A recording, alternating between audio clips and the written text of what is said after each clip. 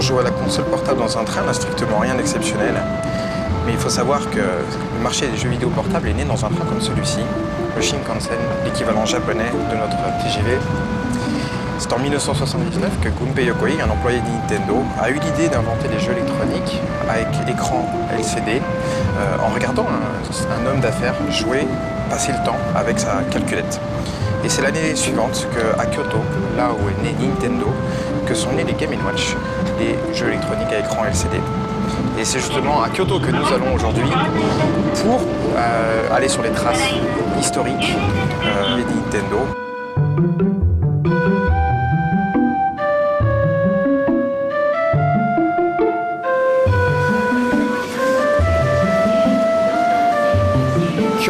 Kyoto desu.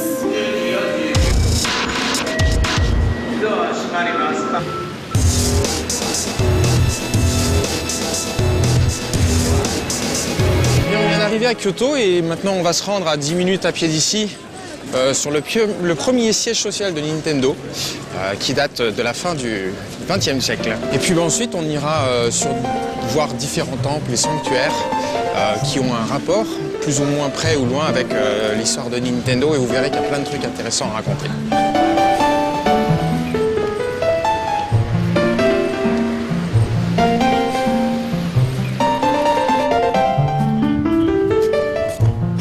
Après ces quelques minutes de marche, nous voici enfin devant le local, le premier local de Nintendo que voici. Voilà, j'espère que vous n'êtes pas trop déçus, parce qu'en fait, il ne reste plus rien du premier véritable local en bois qui a été fondé en septembre 1889 par Fusajiro Yamauchi. Et cette demeure, qui historiquement parlant avait quand même une grande valeur, a été détruite au début des années 2000. Mais rassurez-vous, il reste quand même quelque chose, puisque tout de suite, à notre gauche, nous avons un bâtiment qui, lui, est bien resté et date de 1933.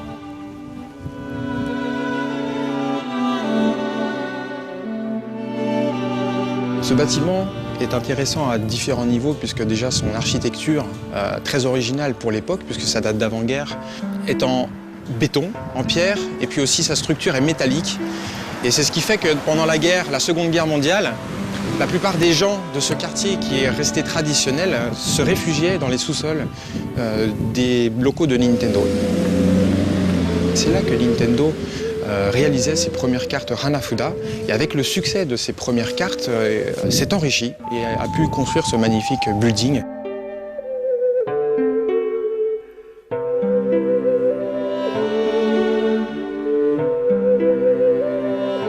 Ici, vous avez une plaque qui a été retravaillée il y a quelques années, puisque la première fois que j'ai pu la voir, elle était encore toute crasseuse, vraiment pas très belle. Or, aujourd'hui, ils l'ont refaite, elle est magnifique. On peut voir le sigle Napoléon. Napoléon, pour Nintendo, a une importance toute particulière, puisque Fusajiro Yamauchi, le fondateur, a utilisé le portrait de Napoléon pour illustrer ses premières cartes à jouer, les cartes Daitorio, les cartes Hanafuda. Ici, vous avez le mot Yamauchi Nintendo.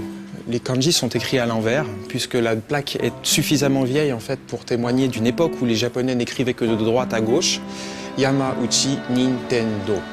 Alors le mot Nintendo, maintenant il faut essayer d'expliquer ce qu'il peut bien vouloir dire.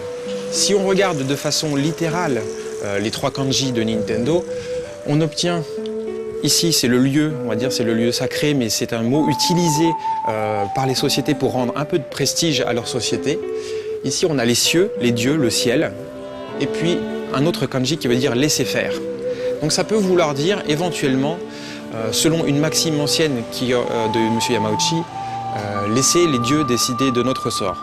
Et honnêtement, pour un fabricant de jeux de cartes, c'est plutôt pas mal trouvé.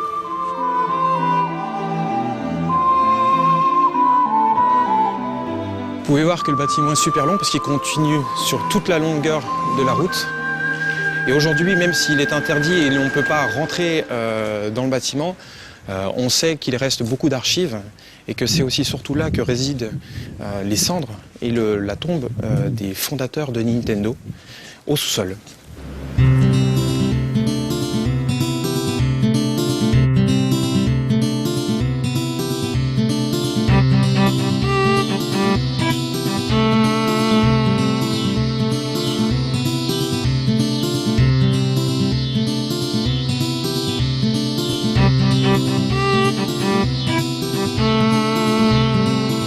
tiens, ça tombe bien, à quelques mètres du local de Nintendo, on tombe sur un concurrent de Nintendo de l'époque. Voilà, Matsui Tengudo.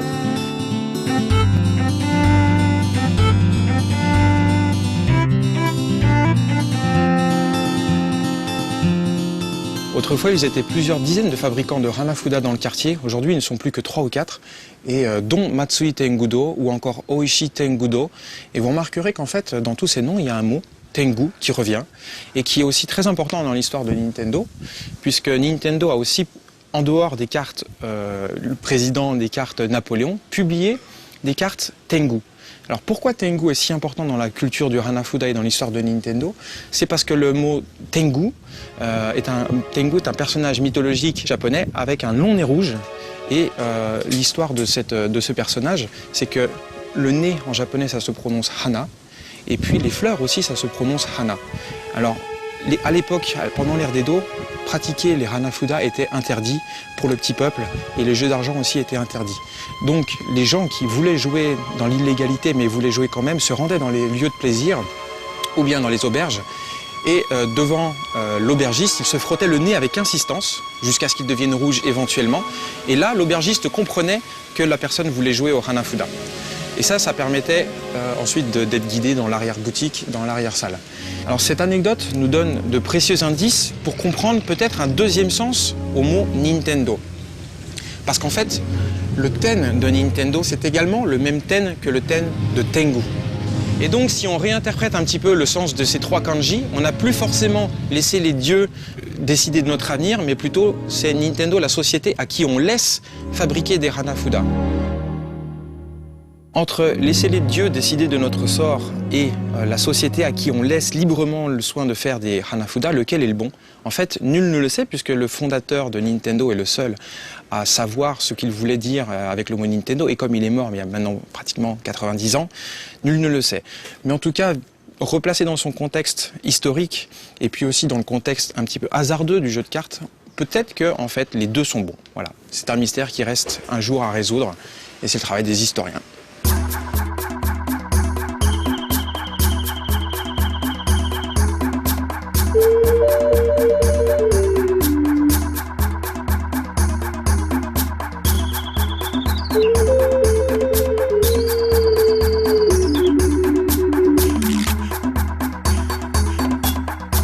On pourrait se demander en fait quel est le rapport entre Nintendo et le magnifique complexe de temples du Tofukuji. Et en fait, il y en a un très intéressant qui nous fait revenir en arrière au tout début du XXe siècle, en 1904-1905. C'est ici que le gouvernement japonais a décidé de retenir tous les prisonniers russes qui avaient été faits au front. Dans leur prison, les prisonniers russes s'ennuyaient mais vraiment à mourir, et quelques gardiens plus sympas que les autres leur auraient, selon la légende, proposé de les distraire et leur auraient demandé ce qui pouvait les intéresser pour les distraire. Et les Russes leur auraient répondu: on voudrait un jeu de cartes, au moins un jeu de cartes pour passer nos journées. Et le temple du Tofukuji se trouve à quelques centaines de mètres du local que l'on vient de voir chez Nintendo. Donc les gardiens se sont rendus dans le local Nintendo, ont été voir Monsieur Yamauchi, leur a demandé s'ils avaient des jeux de cartes disponibles. Et ils n'avaient que des jeux de cartes japonais traditionnels à leur proposer. Les Russes ne savant pas y jouer, ils ont bien sûr demandé un jeu de cartes occidental. Et c'est à ce moment-là que Monsieur Yamauchi s'est dit, non seulement les jeux de cartes occidentales sont moins chers à coûter, et en plus elles sont faciles à réaliser, contrairement aux Hanafuda. Et c'est à partir de ce moment-là que Monsieur Yamauchi s'est dit, pourquoi pas nous? Pourquoi on ne ferait pas des jeux de cartes occidentales? Et Nintendo deviendra, suite à ces anecdotes, le premier fabricant de cartes japonais à réaliser des jeux de cartes occidentales.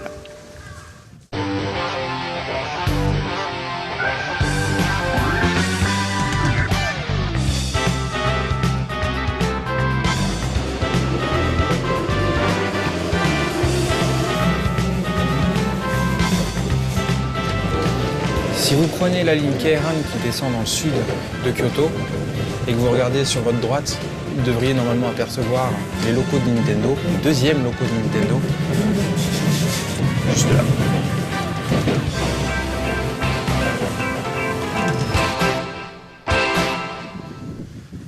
Après le succès des premiers jeux de cartes Nintendo Hanafuda, jeux de cartes occidentales, la richesse de la famille Yamauchi s'étend tellement qu'ils décident d'acheter à quelques kilomètres du premier local un énorme terrain que voici ici et sur lequel vont être bâtis de tout nouveaux bâtiments. C'est ici notamment que vont être créés les premiers centres de recherche et de développement et dans lesquels vont travailler des ingénieurs comme Masayuki Uemura, le père de la Famicom, ou encore Gunpei Yokoi, le père des Game & Watch de la Game Boy. Aujourd'hui, ce site n'est plus le siège social officiel de Nintendo, mais il héberge en revanche d'autres studios de développement, comme le studio Intelligent System, à la charge des jeux comme F-Zero, Star Fox, Fire Emblem, Made in Wario, Paper Mario. Donc c'est pour Nintendo encore un centre de développement et de recherche extrêmement important, avec des très grosses licences qui aujourd'hui nous font encore passer d'excellentes heures. Bon, alors, pour la petite anecdote, on a beau être dans un centre stratégique très important pour Nintendo, on a toujours des petits plaisantins ici qui, regardez là, l'autocollant Rockstar. Évidemment, on ne sait pas qui l'a installé, mais juste devant les locaux Nintendo, ça veut dire beaucoup de choses.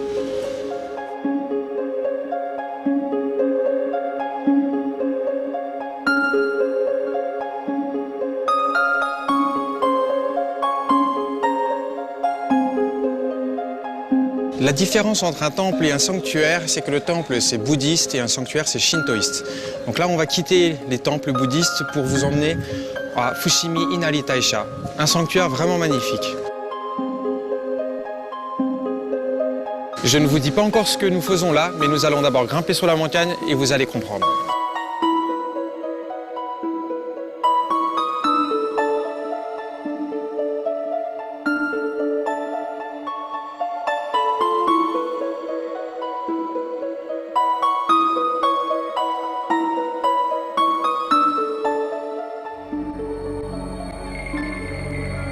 Les papis du jeu vidéo se souviennent qu'à l'époque de la Super Nintendo, Nintendo a développé le Super FX et Miyamoto a demandé à ses équipes de réaliser un shoot'em up en polygone, 3D polygone. Miyamoto Shigeru a demandé à monsieur Imamura de créer des personnages animaux. Imamura était bien embêté et surtout que le projet du Super FX était tellement important pour Nintendo qu'il fallait absolument un jeu qui soit un succès commercial. Ils sont venus, puisque nous sommes ici à quelques centaines de mètres des studios de Intelligent System, ils sont venus voir le dieu renard pour lui demander un petit peu sa bénédiction. Et c'est à ce moment-là qu'ils ont vu le renard comme une espèce d'apparition et ils se sont dit pourquoi pas faire un personnage, un héros en tête de renard. Et c'est comme ça qu'est né Star Fox.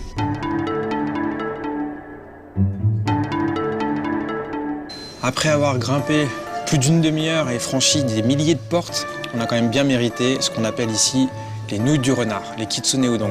Alors évidemment, c'est pas de la viande de renard, ce serait un sacrilège de manger du renard dans cette montagne. Mais ça, c'est du tofu frit. Et évidemment, on ne pouvait pas s'en empêcher vu que le lieu est fortement lié à Star Fox. Il fallait quand même manger des nouilles du renard. Au sommet du sanctuaire Fushimi Inari, on a une vue sur Kyoto absolument imprenable. Et cette vue aussi donne sur les deux principaux bâtiments Nintendo. On voit le premier, le siège social, et puis les studios de Intelligent System que nous avons été voir il y a quelques minutes. Maintenant, on va partir en taxi si possible, parce qu'il y a des choses à raconter sur les taxis, en direction du siège social de Nintendo.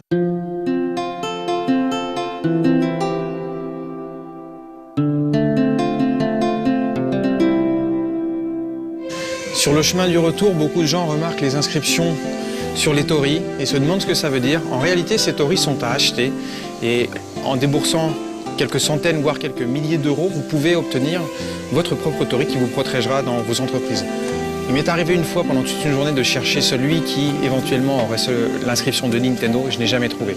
Mais sachez que pour acheter un torii avec un diamètre de 30 cm, il vous en coûtera plus de 13 000 euros.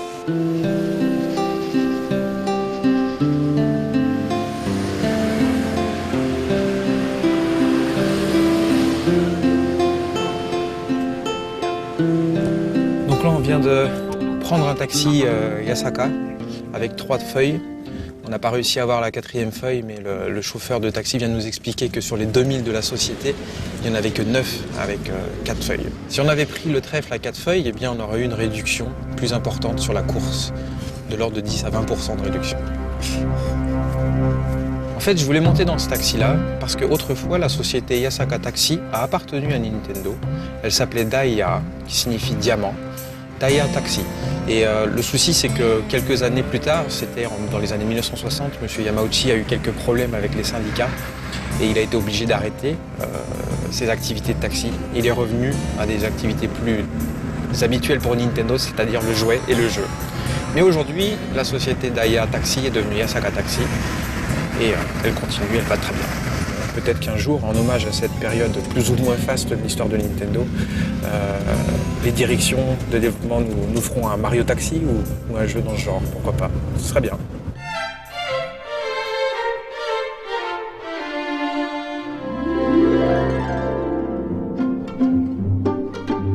On se trouve devant le siège social de Nintendo, là où toutes les nouvelles consoles et toutes les grosses licences de la marque sont préparées. C'est également ici que travaille Miyamoto Shigeru ou encore le président actuel de Nintendo, Iwata Satoru. Alors c'est vrai que de l'extérieur ça fait un petit peu hôpital, c'est un gros bloc blanc, un grand bâtiment blanc. Et le seul endroit qui nous fait comprendre qu'on est chez Nintendo, c'est la loge du gardien. Il n'y a que là qu'on trouve un peu quelques figurines de Pokémon, quelques figurines de Mario. Mais sinon le reste, même à l'intérieur, c'est assez blanc. Vous savez ? Oui, bien sûr.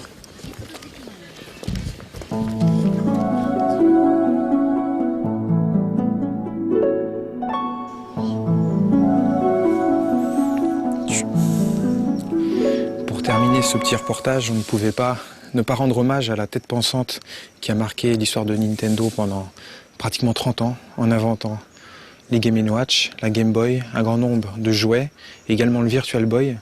Ce personnage s'appelle Gunpei Yokoi et il nous a quittés en 1997 suite à un accident de la route. La tombe de Gunpei Yokoi en fait est particulière parce que si vous regardez un petit peu le détail de la tombe, vous vous rendez compte qu'à cet endroit, il y a un objet qui vous sera certainement très familier. Vous l'avez reconnu, c'est une Triforce. Donc on peut se demander, est-ce que c'est la Triforce de Zelda? Peut-être bien, on n'en sait rien en fait. Parce que la Triforce, c'est également pour la famille Yokoi le sceau officiel de la famille Yokoi. Et la tombe, ici, a été designée par Miyamoto Shigeru en personne, en hommage à son maître, puisque c'est comme ça qu'il l'appelait. Et on peut voir, c'est très rare dans les tombes japonaises, mais un petit curriculum vitae de ses principales créations. Sur la tombe, on a vu le curriculum, mais sur le verso de cette pierre, il y avait un petit descriptif de la vie de Gunpei Yokoi, avec notamment sa fameuse devise « Kareta Gijutsu no Suihei Shiko », qu'on traduit en français par la pensée latérale des technologies désuètes. Et c'est avec cette technique qu'il est parvenu à mettre au point tous ses jouets à succès, c'est-à-dire utiliser des technologies que tout le monde connaissait, qui ne coûtaient plus grand-chose à produire, mais qui, repensées de façon latérale, permettaient d'inventer des jouets novateurs. Et c'est comme ça qu'on a vu les Game & Watch, avec des écrans de calculette, alors que c'est une époque où les gens pensaient que les écrans de calculette ne servaient qu'aux calculettes.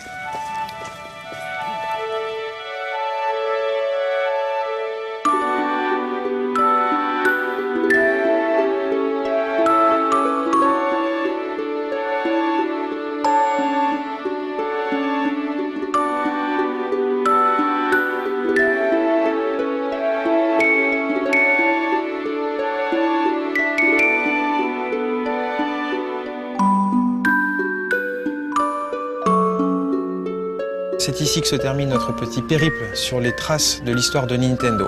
Nintendo a aujourd'hui plus de 120 ans d'histoire. Il n'y a aucun équivalent dans le monde du jeu vidéo. Et au final, c'est peut-être ça qui fait l'originalité de cette firme. Et c'est peut-être ça aussi qui fait qu'on l'aime à ce point.